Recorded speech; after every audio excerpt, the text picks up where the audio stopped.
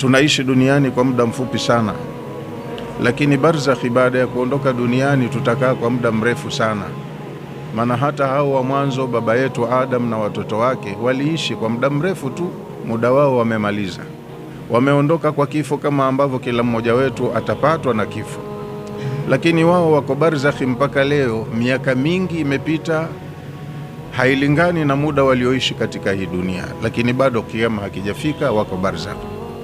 Hata sisi wenyewe watu wa sasa, babu zetu, yani wazazi wa wazazi wetu, wamefariki, na ukiangalia tarehe ya kuondoka kwao, muda ambao wamekaa barzakhi ni mrefu kuliko umri utakaoambiwa waliishi juu ya ardhi hii.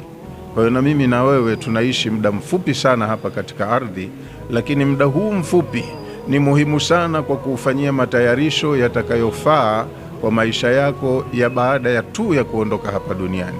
Shari za huko tunakokwenda baada ya kuondoka duniani zinatokana na makosa tunayoyafanya, na kheri za huko tunakokwenda baada ya kuondoka duniani zinatokana na yale mema tuliyowajibishiwa tutakapoyatekeleza kwa ufanisi wa hali ya juu.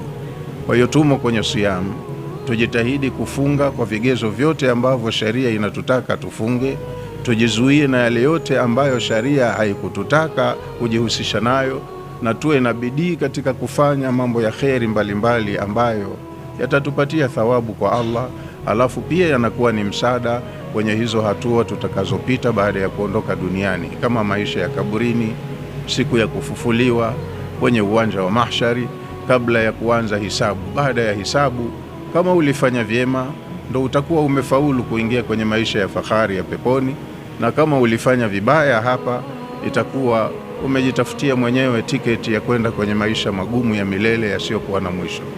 Tujitahidini ndugu zangu katika imani, tunufaike na muda huu mfupi, na faradhi hizi zitakwenda kuulizwa siku ya Kiyama. Kwa hiyo kila faradhi, kila mwaka ikija Ramadhani ni tofauti na Ramadhani iliyopita.